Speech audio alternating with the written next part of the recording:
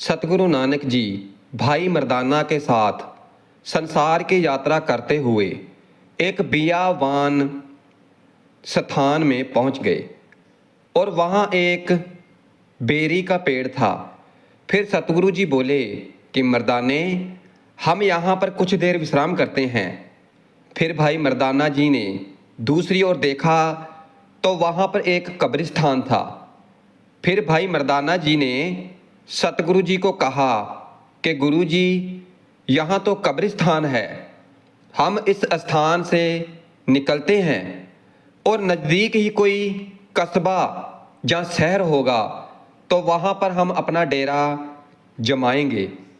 फिर सतगुरु जी बोले कि भाई मर्दाने, परमात्मा की यही मर्जी है कि हम यहीं रहें, परमात्मा की सेवा यहीं से शुरू करें।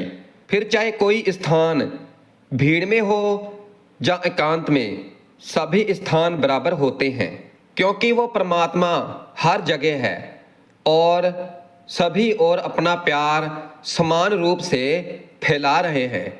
भाई मर्दाना जी बोले, ठीक है गुरु जी, मगर चलने से पहले कुछ खा लें तो अच्छा रहेगा। फिर सतगुरु जी ने मुस्कुराते हुए भाई मर्दाना से कहा और फिर भाई मर्दाना जी भोजन करने लगे और उधर सतगुरु जी अपनी आंखें बंद करके परमात्मा की भक्ति में लग गए। फिर थोड़ी देर के बाद गुरु जी ने आंख खोली और भाई मर्दाना जी से कहा कि मर्दाने, वहाँ देखो, वहाँ एक मकबरा है, तुम वहाँ जाओ और जो भी वहाँ बाहर बैठा है तो उनसे कहो ईश्वर के प्रचारक यानी गुरु जी उनके संत से मिलना चाहते हैं। और ये सुनकर भाई मर्दाना जी मकबरे की तरफ चल पड़े। वहाँ मकबरे के बाहर कुछ लोग बैठे थे और मकबरे का दरवाज़ा बंद था। फिर भाई मर्दाना जी बोले कि मेरे सतगुरु जी आपके संत से मिलना चाहते हैं, वह अपना संदेशा उन तक पहुंचाना चाहते हैं। आप अंदर जाएं और उनका संदेश अपने पीर को दे दें। फिर उनसे एक व्यक्ति बोला कि हमारे पीर अंदर मकबरे में तपस्या कर रहे हैं और ये प्रक्रिया 40 दिन तक चलेगी, इसलिए हम तुम्हारे गुरु का संदेशा अंदर नहीं पहुंचा सकते। फिर भाई मर्दाना जी बोले कि ये संदेशा मेरा नहीं है, बल्कि गुरुओं के गुरु श्री गुरु नानक देव जी महाराज का है। आप लोग देख सकते हो कि मैं मुस्लिम हूँ, परंतु मेरे गुरु मुस्लिम नहीं है, और तुम ये सोचो कि मैंने उनके अंदर कुछ ना कुछ तो देखा ही होगा, तभी मैंने उनको अपना गुरु बनाया है और मैं उनका शिष्य बना हूँ और मैं सच कह रहा हूँ। उनका संदेशा परमात्मा का संदेशा है, उनकी वाणी में जादू सा प्रभाव, और अगर तुम उनका संदेशा अपने गुरु को दोगे तो उन्हें जरूर लाभ होगा और साथ में तुम लोगों को भी। फिर उनमें से एक व्यक्ति बोला कि ए अल्लाह के बंदे, शायद तुम ठीक कह रहे हो, परंतु तुम नहीं जानते कि हमारे पीर बहुत कड़ी भक्ति कर रहे हैं और उनका हमें आदेश है कि इस क्रिया करते समय उन्हें कोई परेशान ना करे, इसलिए हम तुम्हारे गुरु का संदेशा उन तक नहीं पहुंचा सकते। भाई मर्दाना जी बोले कि भाई, आप समझने की कोशिश करें, क्योंकि उन तक संदेशा पहुंचाना बहुत ज़रूरी है। फिर वो व्यक्ति बोला कि अगर तुम्हारे गुरु अल्लाह के बंदे हैं तो वो अपना संदेशा उन्हें किसी न किसी माध्यम से पहुंचा ही देंगे। भाई मर्दाना जी ने उन्हें समझाने की बहुत कोशिश की, परंतु उन्होंने एक ना मानी। भाई मर्दाना जी निराश होकर वापस सतगुरु नानक जी के पास आ गए और भाई मर्दाना जी ने सारी घटना सतगुरु जी को बताई। फिर सतगुरु जी सुनकर मुस्कुराए और बोले कि तुम दोबारा वहाँ पर जाओ और उनसे कहो कि आज ठीक दोपहर के समय उनके पीर की तपस्या टूट जाएगी। सतगुरु जी का हुक्म मानकर भाई मर्दाना जी दोबारा वहाँ गए और बोले कि मेरे गुरु ने यह संदेशा भिजवाया है कि आज दोपहर में तुम्हारे गुरु की तपस्या भंग हो जाएगी। और फिर ये सुनकर सभी लोग विचलित हो गए। वो समझते थे कि उनके पीर अलौकिक शक्तियों के स्वामी हैं, उनके पीर अपने श्वास रोक सकते हैं और ना जाने उनके पास कितनी और शक्तियां हैं। कितनी शक्तियों की वजह से सभी लोग उनसे डरते हैं। भाई मर्दाना जी की ये बात सुनने के बाद वो सभी अचंभे में पड़ गए।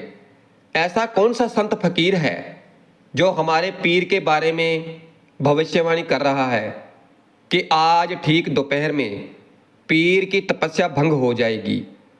और ये बात पूरे शहर में आग की तरह फैल गई। और फिर सभी लोग ये सुनकर सतगुरु महाराज के दर्शन करने पहुंच गए। सभी के अंदर ये जिज्ञासा थी कि ऐसा कौन है जो इस पीर की तपस्या भंग कर देगा। जब सतगुरु जी ने अपनी आंखें खोली तो एक व्यक्ति बोला कि हे संत महात्मा जी, हमने सुना है कि आप हमजा घोष की तपस्या भंग कर देंगे, तो हे महात्मा जी, हम आपके चरणों में हैं, हमारा उद्धार करो। फिर सतगुरु जी बोले कि तपस्या करना इंसान की अपनी इच्छा है, परंतु उस तपस्या का क्या फल मिलेगा ये तो सिर्फ वो कुल मालिक जानता है। वह ना तो बुरे कर्मों की सजा देगा या फिर माफी, ये सभी कुछ उसके फैसले पर निर्भर है। जो उसने फैसला कर रखा है तो वही होगा। व्यक्ति बोला, आप हमारे रक्षक हो, हमें बचाएं। फिर सतगुरु जी बोले कि रक्षक वह है जिसने ये सारा संसार बनाया है, तुम लोग चिंता मत करो, वो परमात्मा भला करेंगे। फिर भाई मर्दाना जी ने बड़ी उत्सुकता से पूछा कि अरे भाई, मुझे कोई बताएगा कि आखिर माजरा क्या है। फिर वो व्यक्ति बोला कि कुछ समय पहले की बात है, गांव में एक धनी व्यक्ति रहता था जिसका नाम गीगा है। उसकी पत्नी और वह बहुत परेशान रहते थे। उसकी पत्नी हमेशा परमात्मा के आगे यही अरदास किया करती थी कि हे परमात्मा, तू हमारी कब सुनेगा, कब हमारी झोली भरेगा, हमें कब संतान का सुख मिलेगा। संतान प्राप्ति के लिए उन्होंने कई यज्ञ भी किए थे, कई यत्न किए थे, परंतु सभी यत्न विफल हो गए। फिर एक दिन दोनों पति पत्नी को पता चला कि शहर में हमजा घोष नाम का फकीर आया है। फिर दोनों संतान की आस में उस फकीर के पास पहुंच गए और उसके आगे जाकर अरदास करने लगे कि हे पीर जी, हम पर दया करें, कृपा करें, हमारे कोई संतान नहीं है, ऐसा आशीर्वाद दो कि जिससे हमें संतान प्राप्ति हो। फिर उस पीर ने कहा कि तुम्हें संतान की प्राप्ति हो जाएगी, मगर तुम्हें मेरी एक बात माननी पड़ेगी। फिर वो पति पत्नी बोले कि महाराज, हम आपकी सभी बात मानने को तैयार हैं। फिर पीर ने कहा कि जाओ, तुम्हें 3 पुत्र होंगे और जो सबसे बड़ा होगा तो उसे तुम लेकर मेरे पास आ जाओगे। और फिर गीगा के यहाँ 3 पुत्र हुए और जब वह बड़े हुए तो फकीर वादे के मुताबिक उनके घर पहुंच गया और कहने लगा कि हमने तुमसे कहा था कि तुम्हें अपना बड़ा पुत्र हमें देना होगा, तो अब वो समय आ गया है और वादे के मुताबिक अपना बड़ा पुत्र मुझे दे दो। फिर वो व्यक्ति कहने लगा कि नहीं फकीर बाबा, नहीं, हमने इसे बहुत ही लाड प्यार से पाला है। ये आप कैसी बातें कर रहे हैं?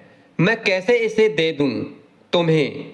फकीर बोला कि तुमने वादा किया था, तुम अपने वादे से मुकर रहे हो। फिर गीगा बोला कि मैं अपने जिगर का टुकड़ा कैसे तुम्हें दे सकता हूँ? तुम चाहे जो मर्जी मेरे से ले लो, मगर मैं अपना पुत्र तुम्हें नहीं दूंगा। परंतु जब गीगा ने वादा किया था, उसे पूरा क्यों नहीं किया? असल में गीगा हिंदू खत्री है और वो अपने पुत्र एक फकीर को कैसे दे दे जो कि मुस्लिम है? ये बात तो उसे पहले भी पता होगी कि वह मुस्लिम है।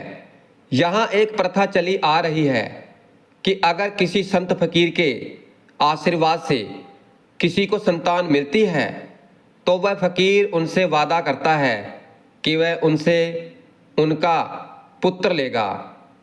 फिर जा तो उसे वो अपना पुत्र देता है, या फिर वो अपने पुत्र के वजन के बराबर चांदी दे देता है।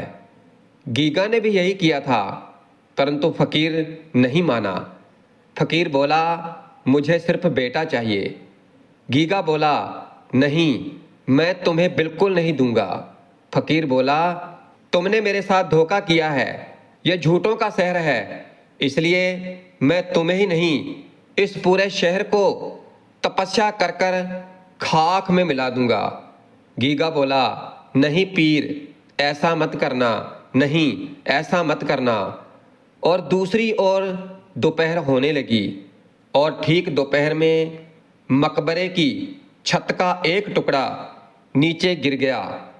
फिर ये देखकर फकीर बोला कि अरे ये क्या हो रहा है, मुझे जल्दी बाहर निकालो, नहीं तो मकबरा नीचे गिर जाएगा।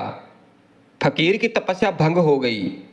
फकीर डर के मारे मकबरे से बाहर आ गया और दूर से यह नज़ारा सभी लोग देख रहे थे।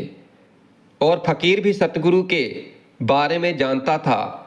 उसने सतगुरु जी के किस्से सुन रखे थे और फिर उसके चेले ने सुबह की वो बात उस फकीर को बताई।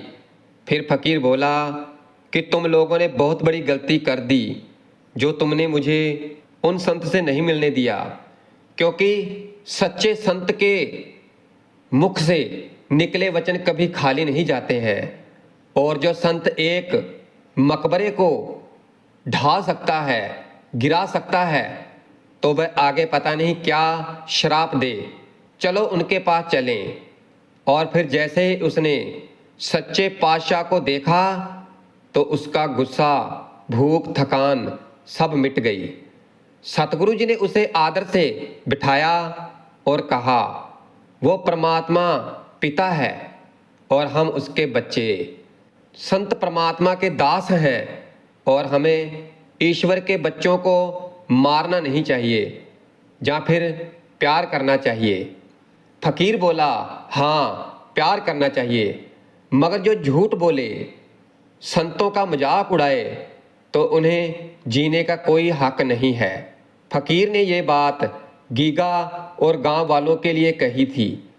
फिर सतगुरु जी ने उससे कहा, अगर कोई ना समझ बैठा है या बुरा है तो उसे मारने के बजाय उसकी बुराई खत्म करनी चाहिए। लोगों को समझाने का प्रयास थक कर छोड़ देना सही है, या फिर अपने बच्चों को सुधारने का प्रयास तब तक ना छोड़ना जब तक उनमें बुराई खत्म ना हो जाए।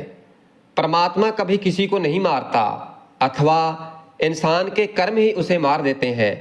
जो भी मरता है वो ईश्वर से अलग होने के कारण मरता है।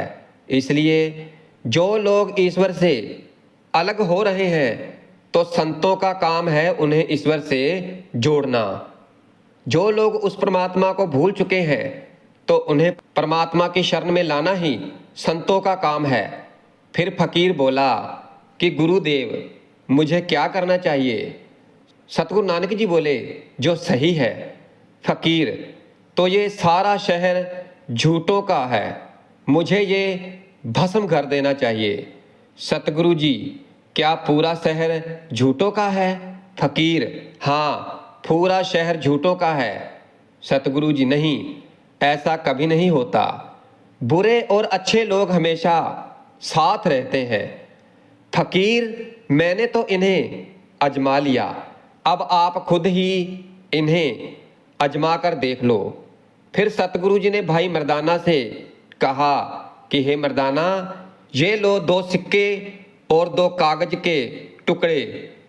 एक सिक्के का सच लेकर आओ और एक सिक्के का झूठ, और जिससे भी लाओ तो उससे कहना कि सौदा सोच समझ कर दे।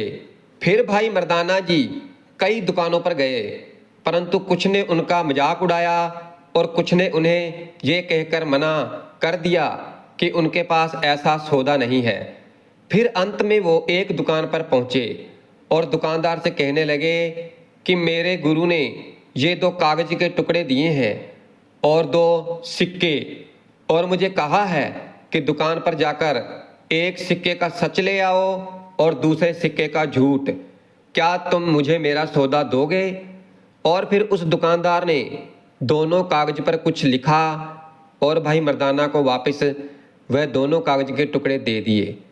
फिर भाई मर्दाना ने वो दोनों कागज के टुकड़े सतगुरु जी के हाथ में दिए। सतगुरु जी बोले, हमजा घोष, इस पर क्या लिखा है? फिर वो फकीर पढ़ने लगा और बताया, एक कागज पर लिखा है कि जीना झूठ है और दूसरे पर लिखा है मरना सच है। फिर सतगुरु जी बोले कि जो इंसान इस बात को समझ जाता है तो वो इंसान परमात्मा से दूर नहीं है। तो अब बताओ, क्या जिसने इस कागज पर लिखा है तो क्या वो झूठ बोल रहा है या सच? फिर फकीर जी, ये तो सच्चाई है जीवन की। सतगुरु जी तो अगर एक भी इंसान शहर में अच्छा है तो उसे क्यों मारना? फिर फकीर, तब क्या करें? फिर गुरुजी बोले, सतगुरु, जिसने पाप किया है तो वही उसका फल चुकाएगा, पूरा शहर नहीं, क्योंकि एक ही गलती के लिए पूरे शहर को खत्म क्यों करना? फिर फकीर बोला, आप ठीक कह रहे हैं।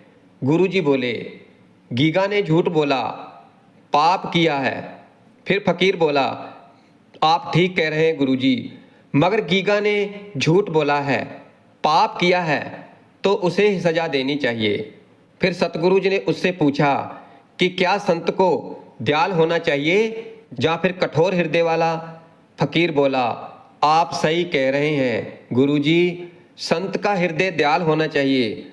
और फिर उसके बाद सतगुरु जी ने अपनी आंखें बंद कर ली और भाई मर्दाना जी ने रबाब बजाया, और फिर वह फकीर भी क्रोध को त्याग कर गुरु जी की भक्ति में महान हो गया। और फिर गीगा ने अपनी गलती स्वीकार कर ली और सतगुरु के चरणों में पड़ गया। और फिर इस तरह से प्रेम का संदेश फैलाकर सतगुरु जी अपनी अगली यात्रा पर चल पड़े।